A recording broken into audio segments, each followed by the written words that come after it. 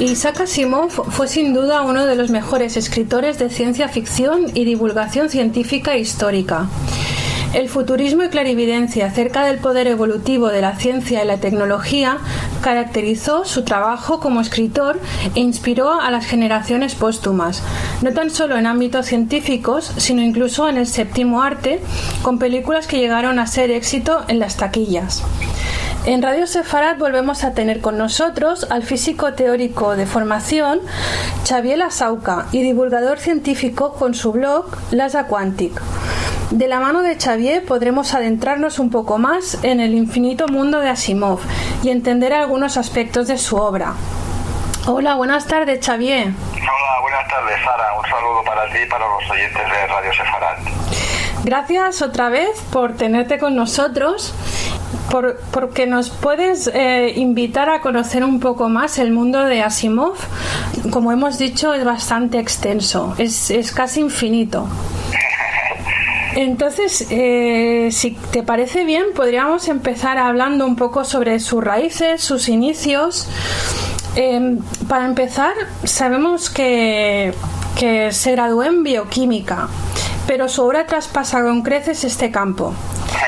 Era alguien que abarcaba infinitos aspectos y suponemos que su intensa vida lo llevó a producir una obra en consecuencia muy diversa. Explícanos un poco sus raíces, su infancia, sus inicios. Sí, Sara, muy bien. Buenas tardes. La verdad es que Isaac Asimov es una personalidad intelectual potentísima, porque, como tú muy bien has dicho, fue profesor de química en la Facultad de Medicina de la Universidad de Boston, pero sobre todo se le conoce por su faceta de escritor. Es un autor muy prolífico, tanto de obras de ciencia ficción como de historia y de divulgación científica. Bueno, Asimov todo, aunque se nacionalizó posteriormente estadounidense, nació en Rusia. Uh-huh. Sí, concretamente nació en una ciudad que se llama Petrovich, en la región de Smolensk.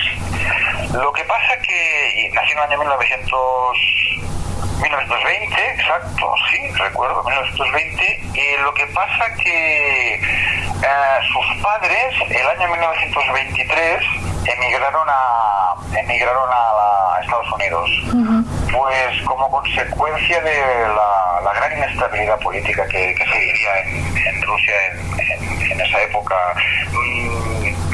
En el año 1917 tuvo lugar la Revolución Rusa, como bien sabe Sara, y claro, el clima político era francamente un clima perturbador. Entonces sus padres decidieron emigrar a los Estados Unidos y llegaron a este país en febrero del año 1923, más o menos. Uh-huh. Entonces, bueno, eran muy trabajadores, se instalaron en Brooklyn, en el barrio de Brooklyn, en Nueva York. Sí. E incluso, después de algunos años de ahorro, el padre de Asimov consiguió pues tener una tienda de golosinas. Uh-huh. Entonces Asimov pasó esos primeros años en el barrio de Brooklyn y ya de hecho desde muy pequeñito empezó a demostrar una capacidad de aprendizaje y una memoria prodigiosas. Uh-huh. Y Sara mantuvo estas dos características a lo largo de toda su vida.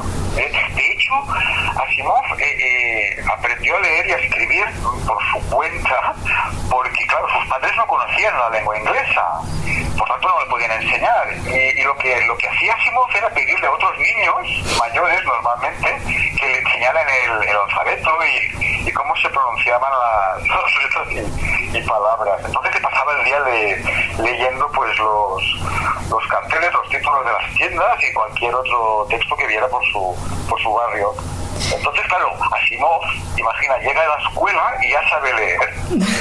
Y claro, sus compañeros de clase estaban aprendiendo, tenían que repetir muchas veces las cosas. Lógicamente esto hizo ver a Asimov que él era un niño diferente. O sea, él ya de muy pequeñito percibió que era diferente a los demás, precisamente por su potencia intelectual, por su genialidad. Y esta precocidad, claro, le provocó algunos problemas en la escuela, tanto con sus compañeros como con sus profesores, ya que tenía unas capacidades superiores y como era un niño, claro, no tenía ninguna modestia, ningún tipo de modestia o humildad respecto a su rapidez mental. Entonces, claro, algunos niños le cogieron manía. Con el tiempo claro, con el tiempo que pasa, que Asimov, al ver estas reacciones, se adaptó y a estas burlas, y lo que hizo fue desconectar para ponerse a la altura mental de las otras personas. Y entonces solamente cuando él lo veía adecuado o se lo pedían, demostraban sus capacidades en público. Estamos, por tanto, como puedes ver, Sara, ante un genio. Bueno, ya en principio sabemos que empezó muy rápidamente a desarrollar sus capacidades cognitivas, y de aquí ya tenemos una primera toma de conciencia de por qué después de grande pudo desarrollarse en tantos campos y tan diversos, no solo de ciencias, sino la historia. Pues por su genialidad y, como ahora acabas de decir, por su capacidad de aislamiento, que seguramente lo refugió en los libros. Efectivamente, Sara, así es. Como no tenía habilidades sociales, se refugió en la lectura, y entonces siempre que el trabajo en la tienda de golosinas se lo permitía, iba a la biblioteca del barrio. Su padre, inmediatamente al ver estas potencialidades, le sacó el carnet y iba a leer, y cogía y también agarraba libros. Entonces, en la tienda de sus padres también había revistas, pero su padre nunca le permitió que leyera esas revistas, primero porque era por los clientes, y después porque, según su padre, aquello era, desde el punto de vista intelectual, basura. Entonces, lo que le aconsejaba era ir a la biblioteca. Su madre incluso la acompañó durante un tiempo, y de hecho tuvo mucha suerte con sus padres, porque eran partidarios de que cualquier libro que estuviera en una biblioteca era una obra que valía la pena leer. Entonces, de este modo, desapareció el control parental. Entonces Asimov iba a la biblioteca y leía todo tipo de libros. En particular, Sara, creo que es un hecho bastante relevante, Asimov conoció, gracias a esta biblioteca, los clásicos griegos y romanos, los mitos nórdicos, la ciencia y los descubrimientos científicos. ¡Wow! Es un auténtico ratón de biblioteca. Más adelante, cuando creció, se graduó en bioquímica. Efectivamente. Entonces, si podemos dar un breve paseo por su experiencia en la universidad. Creo que pasó, después de no tener suerte en la universidad, hizo algún trabajo, o sea, se dedicó a trabajar para los militares. Efectivamente, sí, así es. Bueno, la historia académica de Asimov empieza en el año 39, cuando él se gradúa como bioquímico en la Universidad de Columbia, pero como fue rechazado para ingresar en las escuelas de medicina, que es lo que él pretendía, entrar en Nueva York como para estudiar medicina, pues entonces regresó a Columbia y allí pues hizo un posgrado de química. Poco después tuvo la suerte, se trasladó a Filadelfia y tuvo la suerte de encontrar un trabajo como investigador químico en los astilleros de la Marina de Guerra estadounidense. Como bien sabes, empleo que mantuvo durante el transcurso de la Segunda Guerra Mundial. Cuando terminó esta guerra, el año 1948 Asimov consiguió el doctorado en química, y gracias a este doctorado pues pudo acceder a la Universidad de Boston. En esta universidad él permaneció como asociado durante muchos años, pero solo se dedicó a la investigación, no podía hacer docencia. Incluso la universidad, ya sabes, en la figura de profesor asociado, los salarios no eran demasiado elevados, pero no nos engañemos, los ingresos de Asimov en esa época procedían fundamentalmente de su trabajo como escritor. De hecho, simplemente fue un profesor asociado hasta que en el año 1979, imagínate, muchísimos años más tarde, le ascendieron a profesor titular. Sí, ese fue un poquito un resumen de la trayectoria académica de Asimov. Lo que realmente sus fuentes de ingreso principales eran la publicación de sus libros. Así es. Los más importantes, o los que todos los oyentes seguro que les va a sonar, es por ejemplo Yo Robot, que se hizo una versión en el cine. Efectivamente. Que no sé si estoy equivocada, si puede formar parte de la trilogía de Trantor o no. Bueno, las obras de ficción, porque tiene un apartado de divulgación científica muy potente, pero lo que serían las obras de ficción de Asimov se pueden dividir fundamentalmente en dos grupos. La parte dedicada a robots, como tú muy bien has dicho, a partir de la obra Yo Robot, del año 1950, ¿sí? Bien, esa es una parte importante, y luego ya, si quieres, entraremos en el núcleo de todas las obras que tratan el tema de la robótica, con sus famosas 3 leyes. Pero el segundo gran bloque es el bloque de la saga de la Fundación, la saga de la Fundación, cuyo referente más importante es la trilogía o ciclo de Trantor. Uh-huh. Para mí, las obras más importantes de Asimov son las del ciclo de Trantor. Es una trilogía, bueno, que está compuesta de 3 libros. Uno que es el primero, se llama Fundación.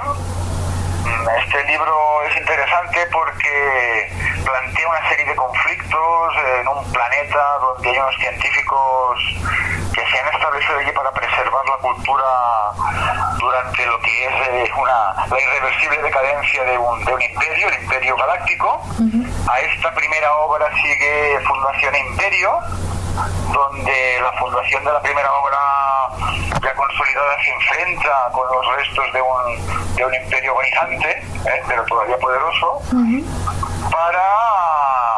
para entrar en lo que sería la tercera parte, que es la segunda fundación, donde bueno, hay un enemigo, un mutante, se llama el Mulo, donde bueno, hay una serie de interrogantes y cabe solucionarlos por parte de estos científicos. Realmente la trilogía de Trantor yo la recomendaría a nuestros oyentes que quieran iniciarse en la obra de Asimov, aparte de la obra de relatos Yo Robot. Llama la atención la capacidad que tuvo para predecir el futuro en aspectos como la robótica, campos como la física, del cual pues tal vez era por formación, tenía como lógica tenía que haber sido ajeno, porque en realidad él es bioquímico, doctor en química. Exacto.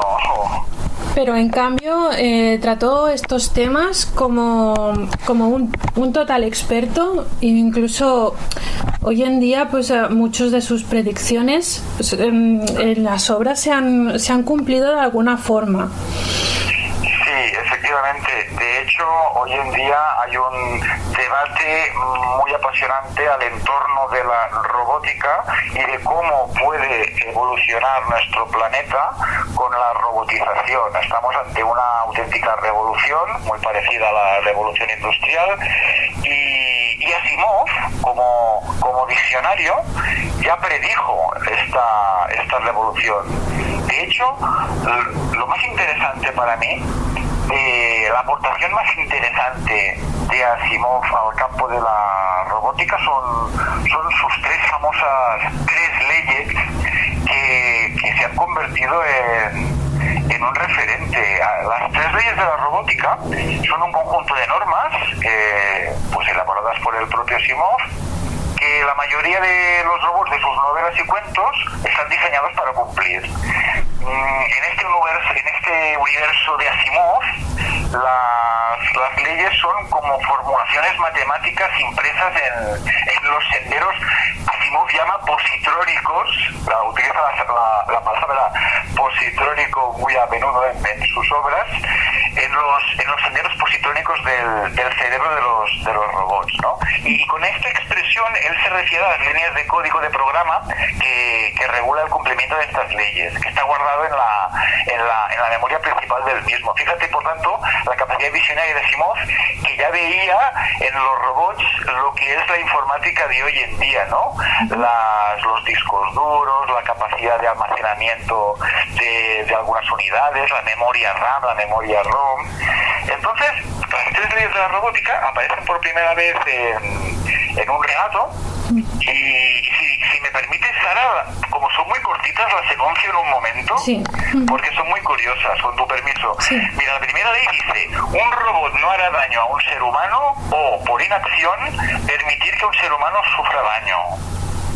La segunda ley dice: un robot debe hacer o realizar las órdenes dadas por los seres humanos, excepto que estas órdenes entrasen en conflicto con la primera ley.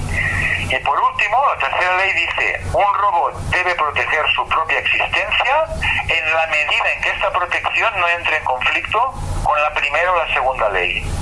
Como puedes ver, estas tres leyes son muy coherentes, muy racionales. Sí. Hay un aspecto de, yo diría, paternalismo que está inmerso, ¿verdad?, en parte de la obra de Asimov y también en estas tres leyes, y aparecen, como te decía, en un gran número de historias de Asimov, en todas sus obras sobre robots, y además en algunas novelas. De hecho, estas tres leyes han trascendido incluso el propio Asimov y han sido utilizadas por otros autores también cuando han trabajado sus universos de ficción. De todas formas, es aún muy futurible. Estas tres leyes son muy futuribles porque los robots, la tecnología en robótica está avanzando a pasos agigantados y aún pueden ser totalmente aplicables a lo que va a ser un futuro con esta tecnología.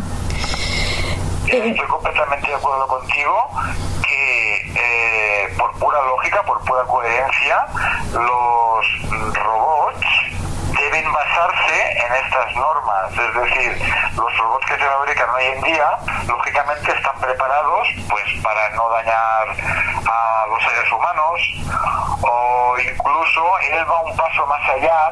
Los robots con capacidades de inteligencia artificial, estas leyes les impiden que dañar a los seres humanos o permitir que un ser humano sufra daño. En definitiva, yo creo que son tres leyes muy coherentes y que fijan la convivencia que ha de haber entre humanos y robots. De hecho, el debate no es menor, Sara, no es menor, porque incluso la Comisión Europea ya se ha empezado a pronunciar por lo que hace referencia a posibles derechos que puedan surgir de los robots. ¿Sí? Wow.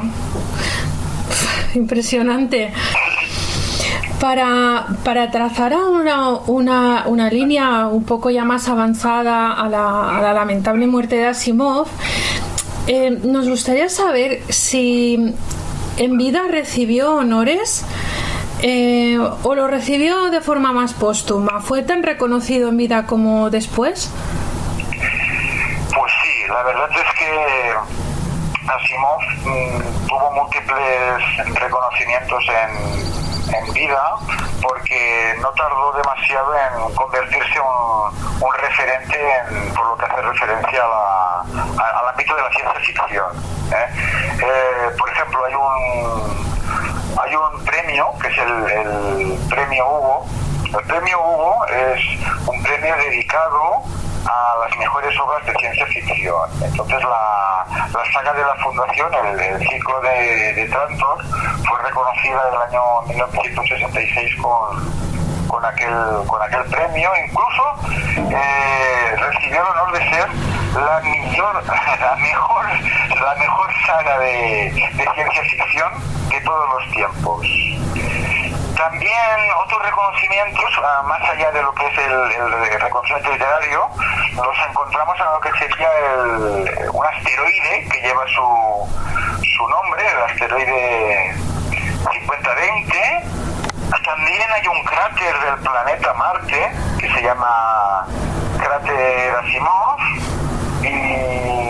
y claro, no pasó desapercibida su obra por parte tampoco del sector académico, y por tanto a lo largo de su vida recibió 14 doctorados honoris causa por múltiples universidades de todo el mundo. De hecho, incluso fue incluido en el Hall of Fame of Fantasy and Science Fiction, aunque esto sí fue el año 97, 5 años después de su muerte. Como puedes ver, Sara, fue una persona reconocida también en vida.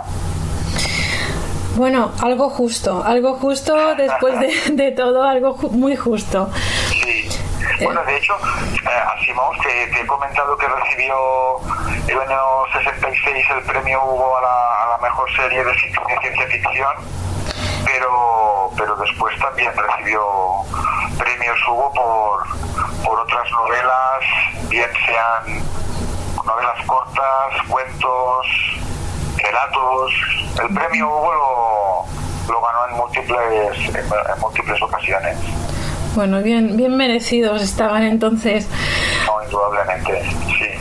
Xavier, te agradecemos este viaje, este recorrido por la intensa vida y apasionante vida de Asimov, y gracias por habernos acercado a la figura de un genio que muchas veces puede resultar complejo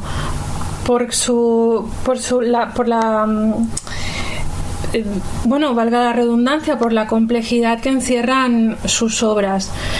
Muchísimas gracias por haber compartido este rato con nosotros. No, Sara, ha sido un verdadero placer. Un saludo para los oyentes de Radio Sefarat y para ti también. Gracias, hasta muy pronto. Un abrazo. Un abrazo.